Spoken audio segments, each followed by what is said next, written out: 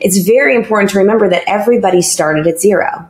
Beyonce started at zero. Like everyone started from nothing and built their way up. And so don't compare your journey, your chapter one, to what somebody else has already accomplished and they've spent years and years and years and years and years building.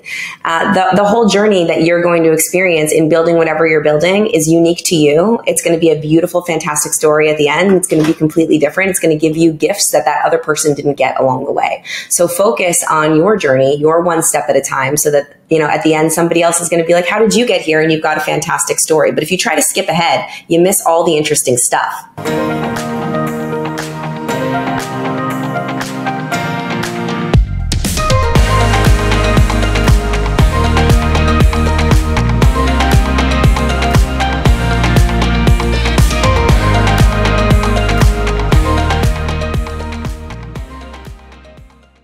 Welcome my guest, Jen Gottlieb. She is a super connector, world-renowned motivational speaker, content creator, podcast host, and thought leader. Jen Gottlieb is co-founder and chief mindset officer for the acclaimed PR company Super Connector Media, an award-winning online education, events, and training company that teaches business owners how to build profitable brands. After a successful 5-year run as a host of VH1 and a successful career as a Broadway actress, she uses her performance and mindset experience in helping entrepreneurs gain the confidence and skills needed to propel them to the top of their industry. Whether that is getting them in the mainstream media or on the stage of a major event, Jen's teachings and trainings gives them the authority needed to skyrocket their careers. In the last 2 years alone, Jen has helped over 20,000 business owners, experts, doctors, and coaches learn how to grow their businesses and become the recognized expert in their industry. Jen was recently named the top 50 speakers in the world by Real Leaders magazine and has spoken alongside celebrities and thought leaders such as Ed Milet, Damon John, Jamie Kern Lima, Alex Rodriguez, and many more. In addition to speaking on some of the biggest international stages, Jen has been featured in Forbes, Business Insider, Shape, Women's Health, Well and Good, as well as many top podcasts in the world.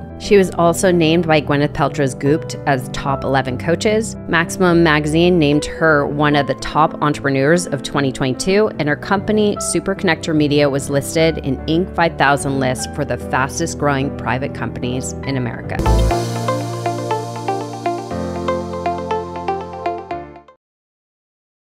Okay, welcome back to another episode on Passion, Love, Pursuit podcast. I have the honor on bringing on Jen Gottlieb. Did I pronounce that right, first of all? Perfect. Oh my gosh. Yes, I'm so proud of you. I'm so happy to have this beauty sitting in front of me. I've been wanting to have this conversation for so long. I follow her on social media. I listen to all the things. Recently, actually listening to her podcast as well called I Dare You. And she just provides so much value. She is definitely my type of person. So welcome to the show, Jen. So happy to have you. Thank you so much. I'm so grateful and excited to be here. I am just as much a fan of you as well. So this is just a long time coming and I couldn't be more thrilled. Thank you. Well, first of all, we got to acknowledge something really magical that happened only a few days ago as we're recording this. She actually just married her sweetheart, Chris Winfield. Yes. Perfect. And it was literally only a couple days ago. So I find it so fascinating that I'm actually able to have this conversation with her after the most magical day of her life. So first of all, I just want to ask you, how are you feeling after finally marrying your sweetheart, your partner? Honestly, right now, as you're saying this, I have goosebumps. I'm so because you're actually the first person that I'm really having a conversation with about it after it's out. Because, it's a whirlwind. You get married. Everyone's like, congratulations, but you don't ever really recap and talk about it and come off the other side. So this is my first conversation. And yeah, we just got married on Friday and I feel the same that I felt before as far as being with Chris, because we've been basically married our entire relationship because we're business partners. We've lived together for pretty much the majority of the entire time we've been together. But it is kind of cool to call him my husband. So I have been using that word way more than normal people use it. I've been just texting him every morning, hello, husband. Yay, husband. I love that you're my husband. But the thing that is really cool about it after coming out the other side of the wedding and, even what we were just talking about before we hit record is that it's funny because I don't know, some women do this, or men too. Some people do this and some people don't. But I find that most people that I talk to do this a little bit. They envision what their wedding would be like since they're, very young, right? You have these visuals and these visions that you see when you think about your wedding. And sometimes it's very strategic and intentional, your visions. And sometimes it's just like, this is what I think my wedding might be like when I get married one day. And my visualizations of my wedding, I used to do it every night before I went to bed. Like, it was my fun thing that I would do with my brain, like to help me fall asleep. I'd be like, well, what's my wedding going to be like, Mm-hmm. And there was always this vision that would come to me. And it was always like this completely candlelit space with lots of greenery, like lush greens and candles. And I remember every time, and this was just what came to me. It wasn't like I planned it or tried to think about it. Like, what would I like? It was just kind of like what would pop into my mind. And my dress was like lacy and kind of what it looked like. And then I just would have this vision of me just like looking over at my dad before he would walk me down the aisle. And the same visions that I've had for years and years and years literally played out in real time on Friday. Like, it was like traveling through time. It was absolutely wild. Another one of those moments in my life where it was like, wow, your visualizations really do become your reality in so many ways. And then it turned out to be so many things that I didn't envision, but are so much better than I could have imagined as well, which was really cool. So remarkable. And I know you talk a lot about this as we were mentioning. You talk a lot about manifestation and really bringing your dreams, your wishes, your goals into fruition by your power of manifestation. You've learned this through your journey of accomplishing so much. And I know you share a lot about this. So I definitely want to go into that. But I also want to ask you, just kind of, I'm curious if I'm the only one or if there's other people listening in. For those people that are having a hard time returning to work after something big as a celebration of a wedding or going on a vacation, just not feeling the desire to return back to the work, if you want to say, what would you say to those people? Like, how do you have the stamina and all that, the drive to return back to work after, let's say, because when this episode releases, it will be in the top of the year. So yeah. I want people, returning, starting off a new year, how to really get that momentum to start, getting at the things powerfully. What would you say? I love this question. It's really important because if you're prepared and you're intentional about it, it's actually very easy, but it's completely normal if you're not intentional about it and you don't think about it, because I've done this so many times in my life, to just be thrown back into real life and be like, wait a minute, I'm not ready yet. This isn't cool, right? And be overwhelmed and feel burnt out and not feel organized and feel kind of like a lack of control and not prepared to go back into real life. And it's so unbelievably common. So if you're listening to this right now and you feel that way, congratulations, you're a normal human being. But I've figured out how I have to manipulate my brain and shift my perspective to make it really easy for me to come right back into work. And there's a couple of things that I do. And we were just kind of touching on this before, but I'm really glad you asked this question because I'm learning through doing this again and again that it really does work. So I was very strategic about the planning of what I was going to do with this wedding. I knew I was going to get married. And then I knew in between my wedding and the vacation that we take at the end of the year, there were going to be 2 weeks time. I knew that. And so I was like, you know what? I had to plan this in my mind. I had to plan like, okay, I'm going to go do my wedding and then I'm going to come back. And those 2 weeks, I'm going to push hard. I'm going to go. I'm going to do my sprint. So I go through sprints and rest periods. I think that it's impossible and not very realistic to think that you can always be in a sprint. And it's also not realistic to think that you can always be chill. I think that, ebbing and flowing, going through recovery and then sprinting and then recovery and then sprinting is what's worked for me. I'm not telling anybody what to do. I'll never tell anybody what to do. This is just my truth and how what works for me the best. But I knew it's like, okay, wedding, I'm going to sprint for 2 weeks. I'm going to finish out the year strong. I'm going to work. I'm going to go. And so I had that intention. I had that mindset. I was ready. When I got back from my wedding, instead of thinking, okay, take a break, I'm like, all right, no, we're going because I know that in 2 weeks, I'm going to go on vacation and I'm going to chill and I'm not going to do anything. But before that vacation, let's just use this momentum that I have from the wedding. I'm feeling great. I'm feeling full. I have, all of this love in my heart. Let's sprint, 2 weeks. Vacation, chill, and then I'll get back to the new year. And as long as I have intentionally set that goal and I planned it in my mind, I'm good. But if I would have just gone and got married, came home, and no plan and just been like kind of floating and be like, oh, I got to work. Wait, that's weird. That doesn't feel right. I probably wouldn't be in this mode of let's go, like podcast. Okay, next meeting. All right, go. I've got up until December 27th where I'm going to go on my vacation. I can do this. It's in a bubble. I know that it's not forever. There's an end. So it helps me to be able to kind of map it out and be really energized about the whole thing because I know that there's a plan and there's an end to my sprint. Does that make sense?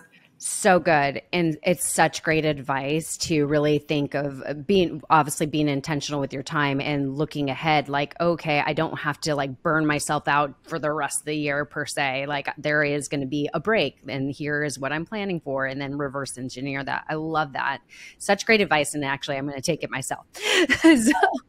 The other question, so again, we're entering the new year. A lot of people set new goals, and I know you're big on manifestation. So if you were to leave, let's say 3 tips to start the year off powerfully, what would you set somebody up with, whether it be steps or intentions, goals or whatnot, to just be able to at least start this year off powerfully, as we all like, oh, this is going to be the best year ever. And then we fall off. So we don't want anybody to fail at achieving their goals this year. So what would you say? This is my favorite topic in the whole world. I love New Year's. It's my favorite holiday. It's better than any holiday that there is because I love getting intentional and planning for the new year. And I've been obsessed with this for a long time and figuring out what the best New Year planning strategy is. And I've tried all the things. I've tried resolutions. I've tried goal setting. I've tried manifesting. I've tried not doing anything. I've tried all of it. And I have figured out a way that really works. And I mentioned we go on vacation for the new year. And the reason that we do that every year, we go to the same place, is so that we can do this really powerful 3-step strategy that I do. My husband and I do it together every single year. And I'm going to give it to your listeners because I think it's really powerful. I actually have, when this releases, I don't know when it'll release, but if anyone wants to DM me and they want this, I have a totally free guide of how to do it. It's a 3-step process of how to create the best year of your life. And it's broken into 3 parts. And the first part is reflection. So I think it's really important, in order to plan what you want for the next year, you need to be able to reflect on the year that you just had. Because I think one of the biggest mistakes that people do when planning out their goals is they just plan goals that they think they need, and they have no idea or rhyme or reason why they're mapping out those goals. I like to set my goals based on what I did right and what I did wrong the year before. Right? Like, what did I need to learn? What lessons did I learn? What do I need to let go of? What did I succeed at? What worked? What didn't work?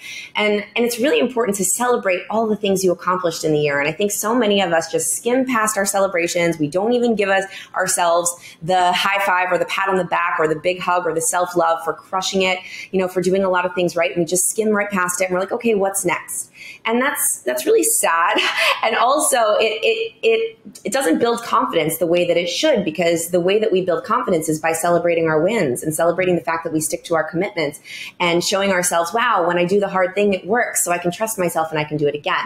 So the first part is to reflect on the year before. Ask yourself, what worked? Celebrate your wins. Write down a whole list of the things that you did that you're really proud of. Celebrate the things that you're most grateful for the year. All the things that happened that you're really proud of, that you're really grateful for. And then most importantly, write down all of the biggest lessons that you learned. Some of the hard lessons, maybe some of the things that you did wrong, that you screwed up on. I have so many of those. And those are the best things, because those are that list is how I build out my year that's coming up on the goals that I set. Because it's like, what did I need to learn? What did I learn from this lesson, and this lesson? And then I also ask myself, what do I need to let go of? What's something that I held on to? Maybe it was a limiting belief. Maybe it was a person, a relationship. Maybe what was that I need to let go of moving forward? And then you go into your next step, which is creation, and you start to create the year ahead. But you need to use your reflection journaling and thoughts and visions that you just did in order to create the year ahead. So then you start to map out, what are you going to be grateful for in the next year? And I like to do future gratitude lists, meaning, feeling the gratitude for something as if it's already happened, even though it hasn't. And so what I'll do is I'll just envision that I had the greatest year of my life and feel grateful for all of those things that I want to happen as if they've already happened. And I'll write them all down. So I'll be like, I'm so grateful in 2023 that I was able to let go of the limiting belief that I couldn't XYZ. And I was able to do whatever it is that is for you that you want to do, and start feeling grateful for all those things that you've accomplished. And then I future set and I write the wins that I'm going to have in 2023 as if they've already happened. So in 2023, my wins were, and celebrate those wins, feel grateful for them. And in 2023, I let go of, right? Just like what we said, what do we need to let go of? Now I'm making the commitment that I'm doing it. And then the last step, I said it's a 3-part process. I know I'm going on long, but this is really powerful for people. So I want them to have it. So they're going to reflect, they're going to create, and then they're going to connect. And the way that I like to connect the dots is to write 2 different letters to myself. So I have one letter that I write to myself from me now. I will write to myself a year from now, and I'll congratulate myself for all of the things that I accomplished in the new year. So I'll be like, dear Jenny, I'm so proud of you. You crushed your goals. You did an amazing job. You did X, Y, Z, and all the wins that I want to have, the way that I want to feel. I'm congratulating myself for that. Seal it up. I write on the outside of the envelope, don't open this until December 31st, 2023. Put it away. Don't lose it. I've lost it before. It's so unfortunate when you lose your letter. Put it somewhere safe because it's a whole year that's going to go by. And you open it up the next year. Now, the other letter that I write, you don't seal up. This one has been the most powerful letter for me, and I just started incorporating this. This is a letter that you're going to write from your future self to you now. Now, this is so powerful because, Erica, so if someone were to ask you for advice, I'm sure you'd be absolutely amazing in coaching them and giving them great advice, right? Of course. Yeah. I knew you would. You're an amazing coach. You're great at advice. You interview a lot of fantastic people. Now, is it as easy for you to give yourself the answers that you could give somebody else? Never, especially when you're just being in like your normal day, unless you like put yourself in another place and you're able to like really focus almost outside yourself, looking at yourself. You know what I mean? Exactly. That's what this is for. So you're going to envision that you created everything that you want in the new year. You've gotten to the end of the year. You are your best 2.0 self, 2023 badass. You've accomplished it all. That person is going to write a letter to you now and tell you now what you need to do to get there. And then what I do with that letter is I keep it on my desk and I read it every single day. So it's like, dear Jenny, don't forget to shine your light bright every day. Don't forget to do the uncomfortable thing. Don't forget to have the uncomfortable conversations. Don't forget that you have everything you need. You have more than enough time. You know, all of the things that I know that I need to remember from the greatest coach ever, which is my future self. I write that letter to me and I read it every day. So that was a lot, but those are the 3 things that I do, non-negotiable at the end of every year, and they have helped me so much. So I hope whoever's listening to this takes it. I call it my best year blueprint. It really works. And those are the things I do. Jen, you know what's so freaking remarkable is actually I'm releasing an episode this Monday. So it's going to be 2 weeks before the end of the year.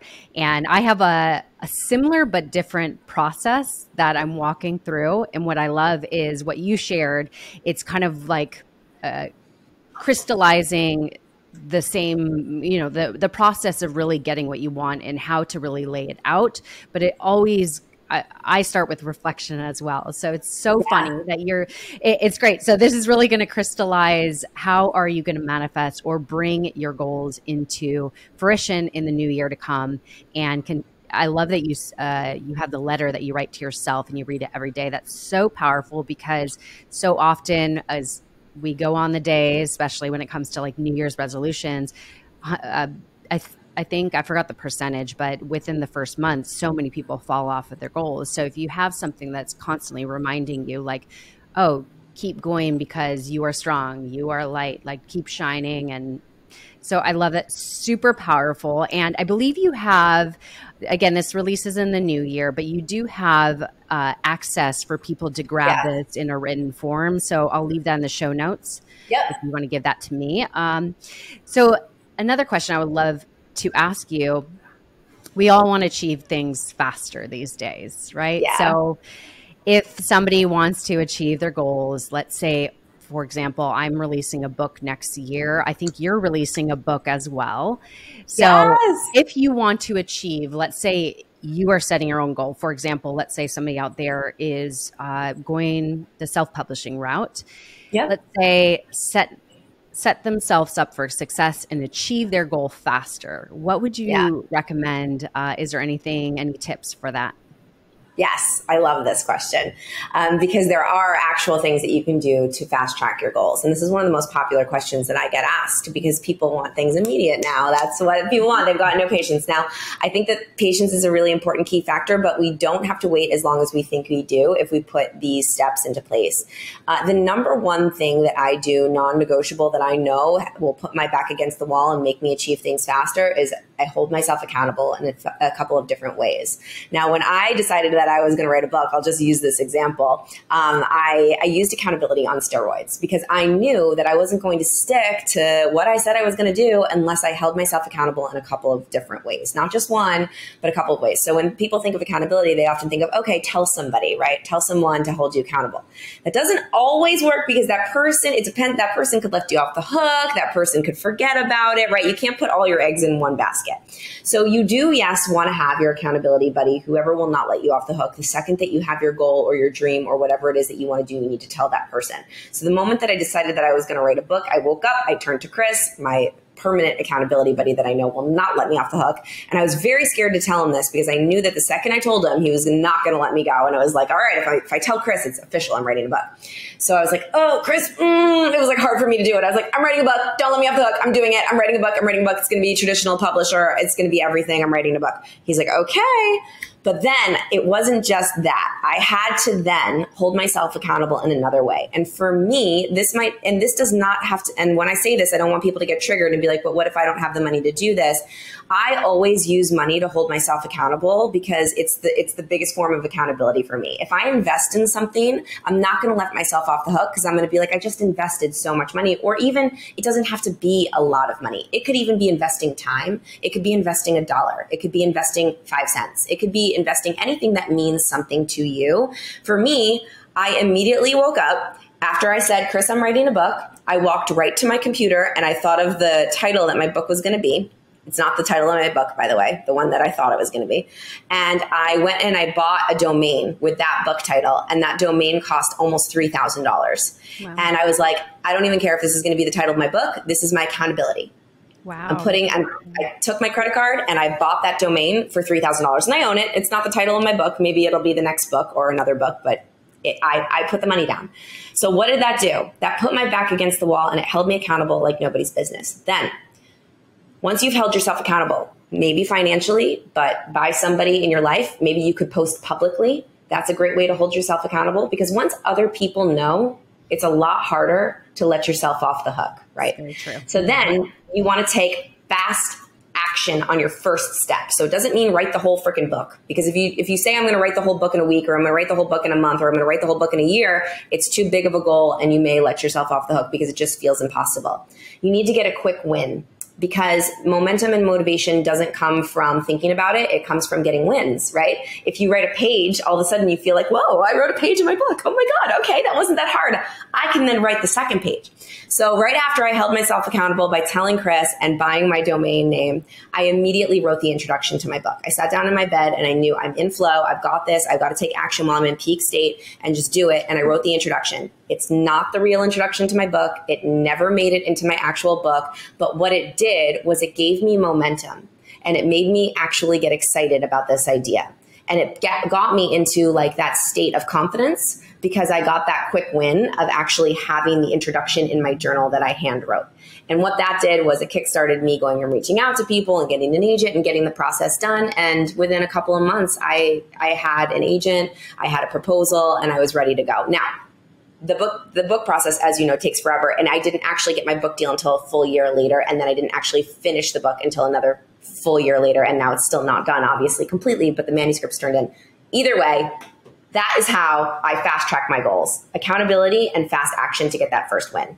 And then celebrating those little wins along the way, and they'll add up to big wins over time.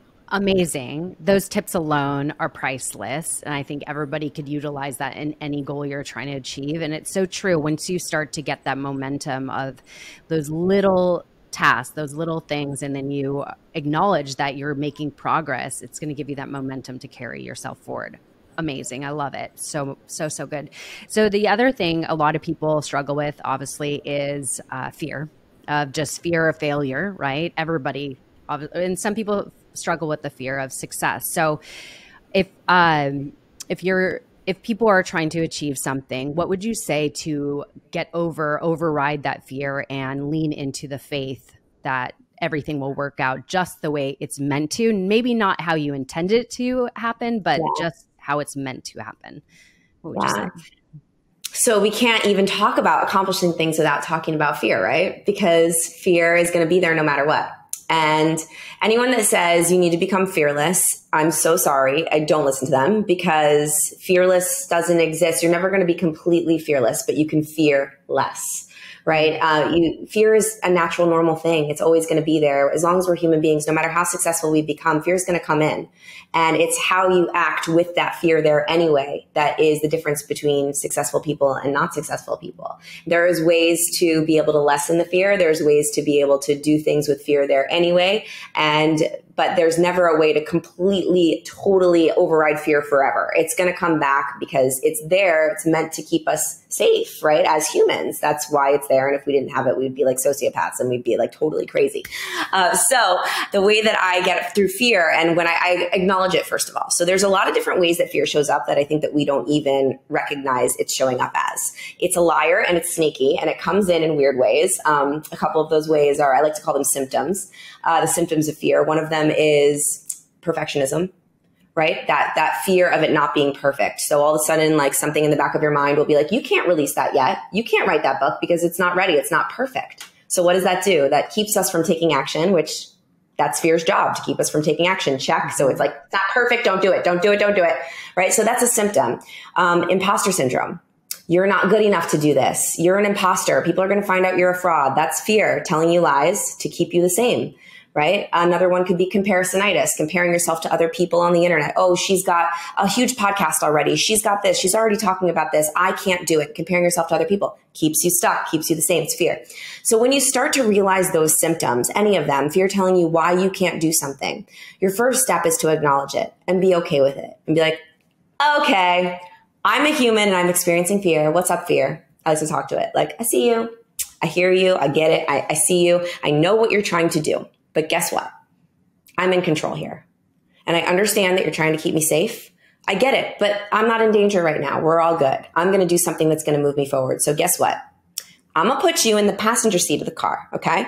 We're going to get in the car together. We're going to drive together. We're going to do this. I'm going to do the damn thing. And you can yell at me all you want. But here's the thing. You can't touch the steering wheel.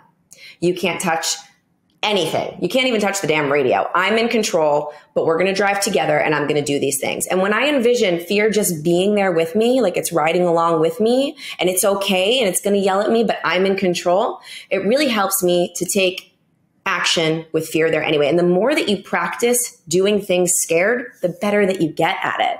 Because you always get it to the other side. You always make it. Discomfort's only temporary, right? But when you get to the other side and you realize the growth that you had from doing it with fear there, and you'd be like, F you, fear. I say, like, give fear the finger, like, bye-bye, I got it. It makes you a little bit more confident and courageous for the next time you need to take action. And that's how you develop confidence over time.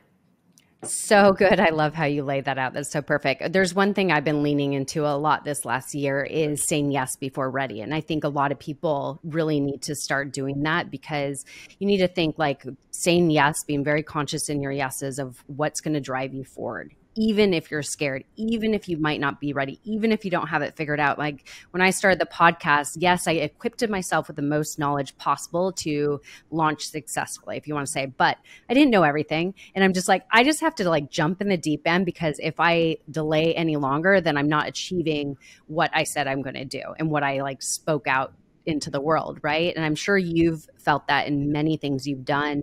Even I was listening to your podcast the other day, and I know you were recording in your closet. Almost every podcaster starts in their closet. It's remarkable. So it's not this idea, like we see so many people, like you said, the comparison, we see people doing the thing and we think, oh my gosh, they're so great. They speak so well, they interview so well, but it took time to get there. It took a lot of action, like scared action, doing the thing and just learning along the way. And I think a lot of the times we just have to say yes and like jump in the deep end. So 1,000%. We do this thing where we compare our chapter 1 to other people's chapter 20 all the time, right? Like someone would look at you and they'd be like, oh my God, but my podcast could never be that great. But you've been doing this for a very long time. And they don't necessarily see that. And it's very important to remember that everybody started at zero. Beyonce started at zero. Like everyone started from nothing and built their way up. And so don't compare your journey, your chapter 1, to what somebody else has already accomplished and they've spent years and years and years and years and years building. The whole journey that you're going to experience in building whatever you're building is unique to you. It's going to be a beautiful, fantastic story at the end. It's going to be completely different. It's going to give you gifts that other person didn't get along the way. So focus on your journey, your one step at a time, so that, at the end, somebody else is going to be like, how did you get here? And you've got a fantastic story. But if you try to skip ahead, you miss all the interesting stuff. Absolutely. I just realized we didn't even get your story yet. Like a lot of people probably follow you on Instagram, wildly popular on Instagram. And also you share so much value in your videos, obviously your podcast and all the stages you speak on. I realized we didn't even really we don't even know your story. So I want to know so we're talking a lot about personal development right now, like mindset and really, setting yourself up for success. And that didn't come just naturally, I'm sure, for you. So what has been the biggest catalyst to your personal development, your transformation, and you becoming a confident, positive mindset woman you are today, and also widely successful? Thank you. Well, I love that we jumped right into content. I think that's great. And we're going to the story now. I think that's even better. So everyone's going to already walk away with so much that they can actually action on. So yeah, I was definitely not this person always. In fact, I used to be a very negative, very pessimistic person for a really long time. I used to be an actress, and that was a world of competitiveness, of scarcity, not knocking acting, but it really is just a mindset of, if she has it, then I don't. Or like just a comparisonitis on steroids. And if she succeeds, then I can't. And I did a Broadway national tour of The Wedding Singer is the show that I was in all across the country. And it was actually my dream role. My first experience manifesting anything was manifesting that role. And that was what taught me the power of my mind, and that if I am persistent and if I visualize and then act upon those visualizations, I can create anything that I want. And so that taught me a lot. But then, of course, I self-sabotaged like many of us do. And I knew that I had this power, but I completely forgot about it. And I came home after that tour and I ended up booking a show on VH1 on a heavy metal talk show called That Metal Show. So I was this heavy metal girl. I was like the Vanna White of the heavy metal world. And I don't like heavy metal music. I was an actress that booked a job, but the job was for me to be myself. I was Jennifer, but I was this version of myself that wasn't me. And it became really, really toxic because I was portraying this person, this heavy metal girl, this super, super sexy rocker chick that liked rock and roll and heavy metal music. And everyone thought that was me when that couldn't have been further from who I really was. So the persona that I was painting to the world and the brand that I was building was pretty much a lie. And so I started getting very confused. Like, who am I anyway? Right? Like, do people only like me for this version of myself that I've created? Do I have to keep up with this version of myself that I created? Will I ever be able to be myself? And what that did was that created a lot of disconnection in my life.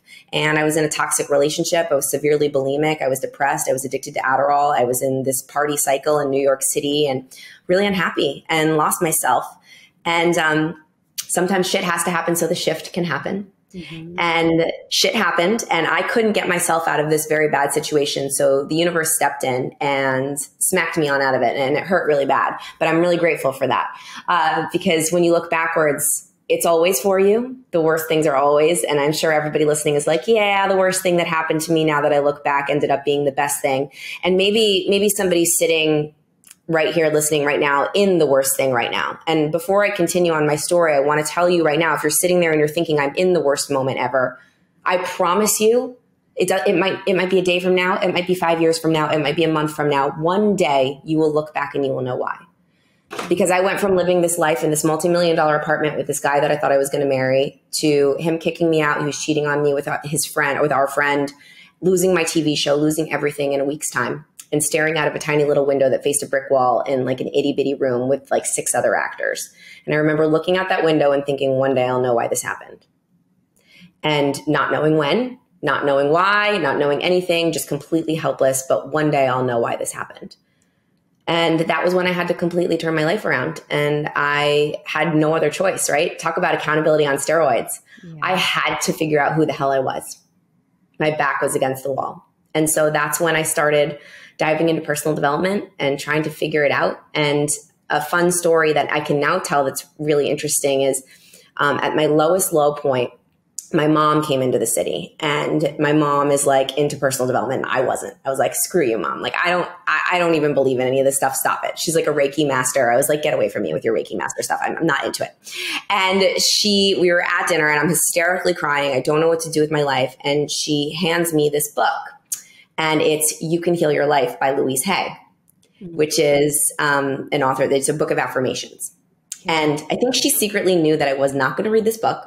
So she photocopied one of the affirmations and she put it in the book, and she wrote on the back of it, Jenny, I hope you find yourself again. I love you. So I went home and I took the affirmation out, and I'm like, all right, I'm not going to read the book, but I'm going to take this stupid affirmation. I'm going to put it in my refrigerator and I'm going to read it every single day. That's all I'm going to do. It's my one thing that I'm going to do. So I put it on my fridge, and every morning I would read this affirmation. And sometimes I didn't believe it, and most of the time. But every day it helped me believe a little bit more than I didn't. And every day it helped me to get outside and to go to the bookstore and to read a book maybe that I wouldn't have necessarily read, or found a podcast like Lori Harder's or Lewis Howes, or, going and YouTubing old Oprah videos or whatever it was that I was doing. It opened me up.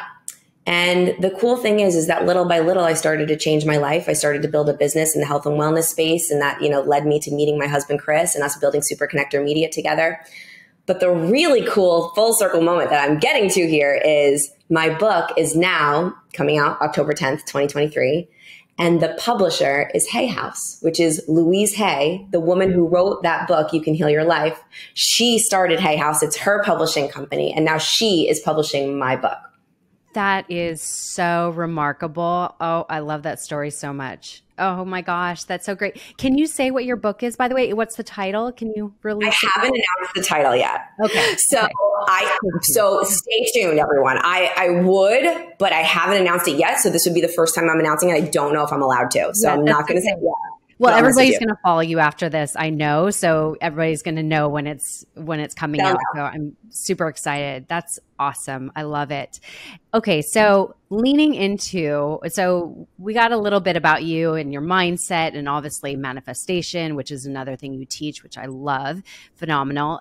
But you also teach about PR and being seen by getting into media. And I know a lot of people that are listening to this podcast are either in personal development, they're coaches, or they're really intrigued and maybe they're entrepreneurs. So they're trying to figure out, like, how could I get authority in the industry I'm in? So we'll go into that.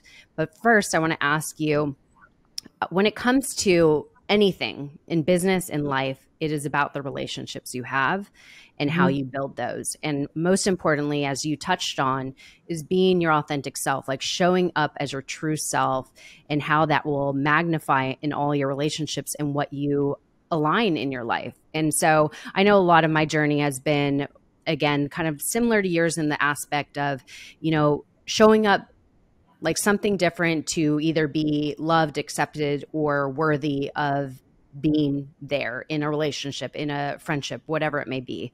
And until I really leaned into getting to know who I was, like the true authentic version of who I want to be or who I am in the world today, that's when I started to cultivate the right relationships, the right alignment in my life. And so what would you say to building relationships and how that really has, because I know you speak a lot about this when it comes to being seen, PR, and building a business. What would you say to building authentic, aligned relationships? You're an amazing interviewer. First of all, I want to just congratulate you and really take a moment to honor you and tell you how great you are, because I'm fully enjoying this and you're hitting on every single point that I love to talk about. Our company is called Super Connector Media. And the reason for that is because relationships are absolutely everything. And along my journey, I have become successful pretty quickly. I've fast tracked it. And I'm not saying that because I'm freaking awesome. I'm saying that because I believe that everyone listening can do it too. And there is a key to it. And the key to it is powerful, authentic relationships. And the way to create those relationships is to be your most you. Because here's the thing, I want to go back to the law of attraction. Like attracts like, right?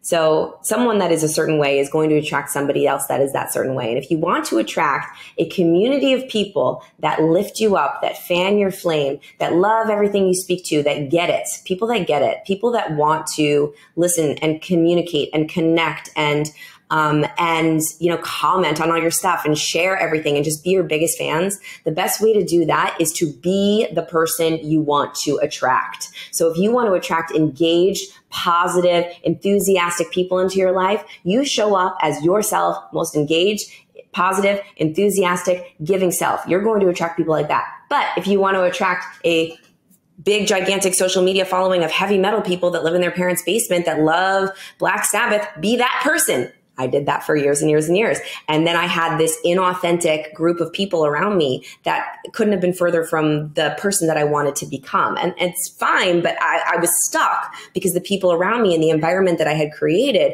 was out of alignment from who I wanted to be and the types of people that I wanted to be around.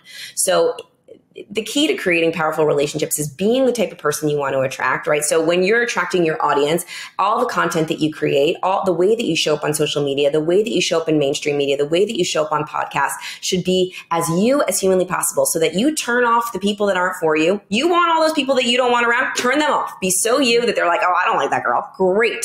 Because the more that you turn off those people, the more you're going to attract the people that freaking love you and they are drinking the Kool-Aid.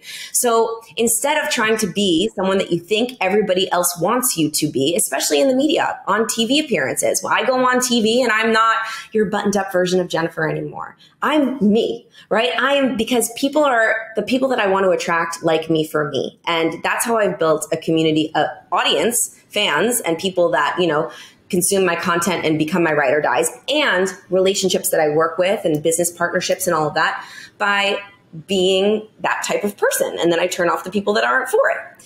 And then also, most importantly, the last thing I have to say before we move on is we stand for the acronym HOPE, help one person every day.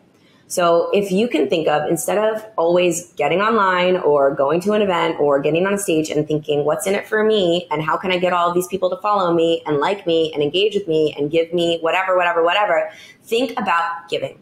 How can I provide value to everyone in this audience? How can I provide value to the person on the other side of this phone that's going to be watching this Instagram live? How can I provide value to one person in this audience? How can I speak to that person and make them walk out of here being like, holy crap, she spoke to my heart and she just helped me?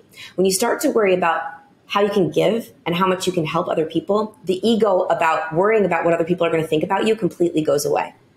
And so the nerves, the fear of being seen, the fear of creating relationships, the fear of putting yourself out there, it goes away because you're not worried about you. You're just worried about helping that person. And that's the key to relationships. So important. And what's funny is, like, I was just thinking of this when you were talking about being you. So Jen, when she shows up on stage, she looks just radiant. She wears bright colors. She wears her own, I'm trying to think of the word, but you wear your own fashion sense. Like, you wear what you feel best in, what you feel alive in, what you feel presentable on stage. And a lot of people, I remember when I did my first keynote speak, I was looking like, what should I wear? I was trying to figure it out and whatnot. And I remember it saying, don't wear red. And I'm like, but Jen wears red.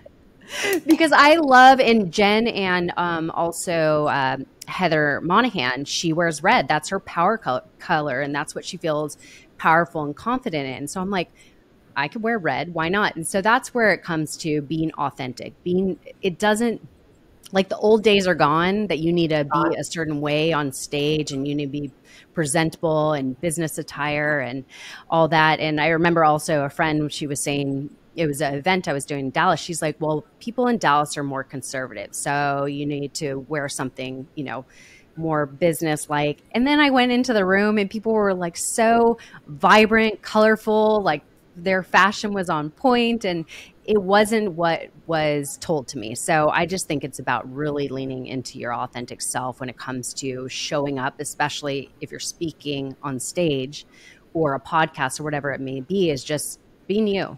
That's where you're going to really shine.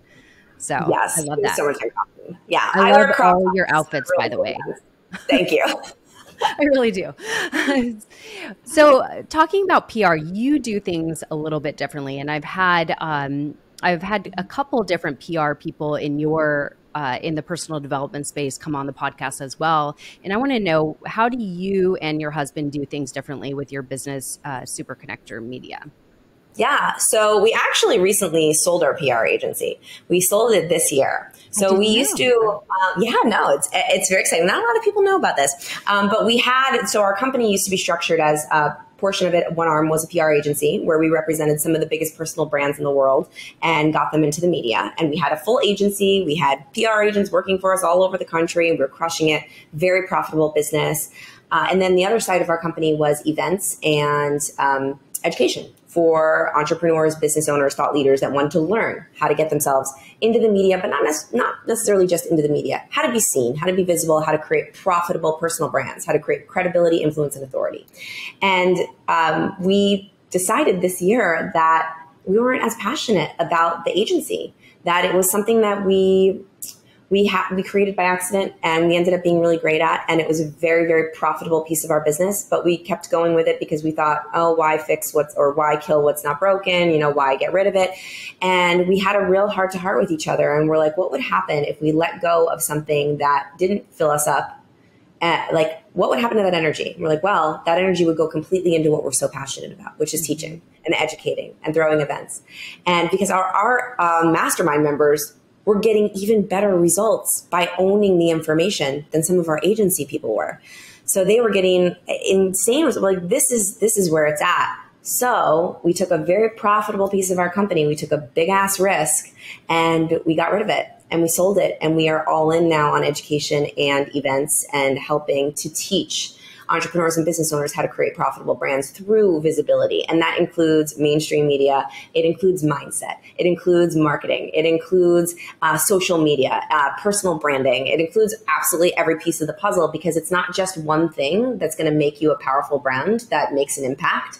It's actually a whole bunch of different things when put together create the legacy that you want to create. So the way that we do things differently is, number one, we incorporate the mindset piece. I'm the chief mindset officer of our company. So we will never, ever bring somebody into an event or into a course or anything like that to teach you PR and not touch on confidence first, because if you don't have that, then you're not going to put yourself out there. And then the second most important thing that we do differently is that it's not really all about that initial media hit or podcast hit or Instagram live that you do with an influencer. It's all about how you amplify that, how you flash that badge, and you give yourself authority by flashing your badge. So if you think about like an undercover agent, I love to use this analogy. We call it like a CIA agent, credibility, influence, and authority agent. Okay, CIA agent. Nobody knows that they're a private investigator. They could be Joe Schmo. They could be just a regular person, like anybody on the internet. But the second that they flash their badge and they say, "Oh, I have the authority in this space," suddenly you have to listen to them. So your PR, you being on the TV show, isn't about the initial TV show. It's actually about you amplifying it and putting it all over the place, putting it on your social media, putting it in your emails, putting it on your ads, and flashing your badge everywhere so people know that you have the authority. It's not the hit, it's what you do with it. So we're more about actually taking that PR, that visibility, and all those things that you do and amplifying the shit out of it so that you can create more authority in your industry, so that one person that's looking to work with you, if they're debating on working with you or the competition, they're going to choose you simply because you're all over the damn internet and you've got the authority. And you're telling people, look, I've got the authority, listen to me. So mindset and then, of course, amplification are the two things that we do differently when we teach how to build a profitable personal brand. Amazing. Okay. So again, going back to new year, new goals, a lot of people focus on career, right? And especially entrepreneurs. So if somebody wants to amplify their personal brand, what would be like the initial steps they should take or focus on? Because some people are scared to get on camera and do the reels, talking, or even being on podcasts. A lot of people are like, I don't have a story. Like, what do I have to say? And I know I used to think that. I would do all these interviews and I'm like, I can't be interviewed. And now that I've done so many, I'm like, this is great. I feel my flow. Like I've connected to my why and what I feel like could serve my audience. So what would you say to people that are afraid to per se be seen yet, but of course they want to build their business. So they need to do something, right? So, okay. So if you have a service, a story, or a product that helps people, it is your responsibility to be seen. If you are not being visible to the people that you can help, those people are going to follow someone else. They're going to go listen to someone else. They're going to go pay someone else who isn't as good as you and doesn't care as much as you simply because you're too scared to be seen. So if you can help people and you're not being visible every single day, you're being selfish because there's somebody out there that needs your help and you could potentially change their life. But if you're not putting yourself out there because you're too worried about yourself and you're too in your own head, they're not going to get that help. And I learned that the hard way by hearing so many stories of our mastermind members, our clients, people that have taken our courses, whatever, that finally put themselves out there for the very first time. And because they did just one time, somebody DM'd them and said, you've changed my life. You've saved my life because of that one thing that you said on that live, because of that one post that you made. You completely gave me the permission to give myself that I needed to give myself to go take that step, to go do that thing that ended up saving my child's life, that ended up saving my spouse's life, that ended up saving my relationship.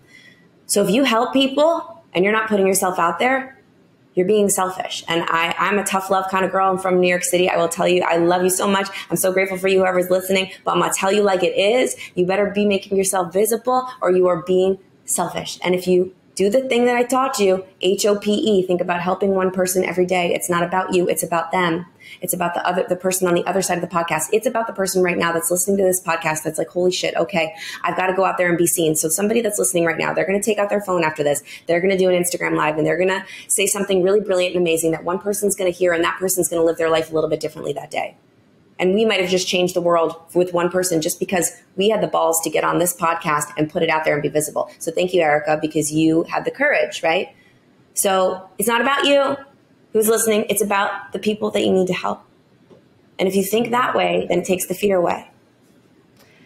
Jen, so good. So good. And so empowering, truly, because I remember listening to this story. I can't remember his name off the top of my head. I think his first name is Keith, but he is one of the survivors that jumped off the San Francisco Golden Gate Bridge. I don't know if you know it, and almost nobody survives that. So he's one of the survivors. And now he started sharing his story and now he helps people with suicide prevention.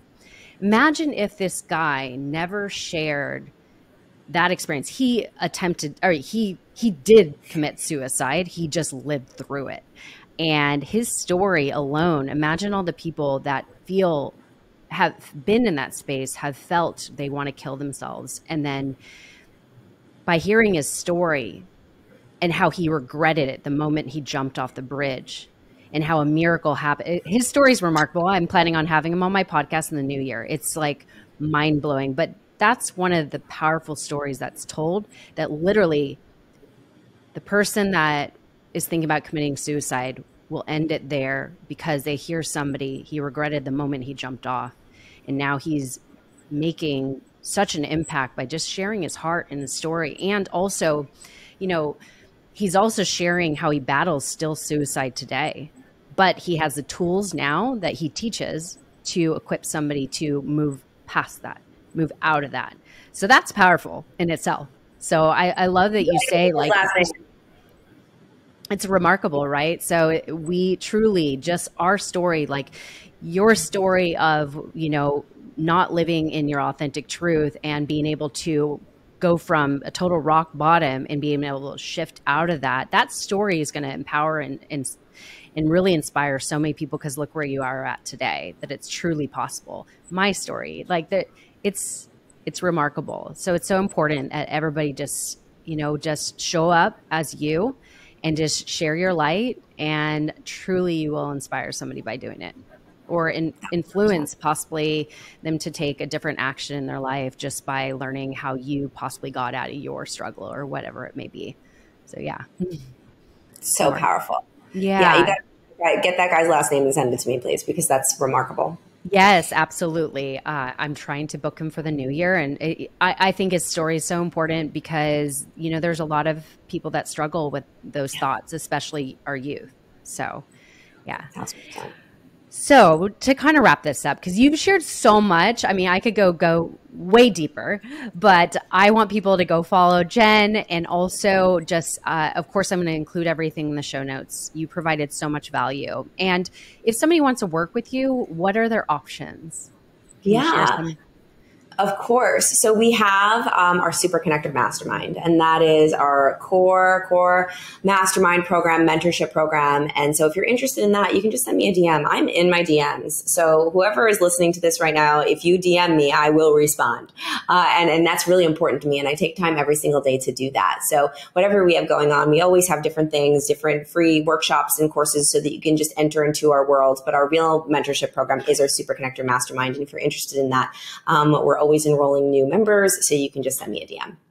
Perfect. Thank you so much. Okay, so just to close off, I ask my guests the same question, and I love the answers. And this will actually, just so you know, it's going to be part of my book.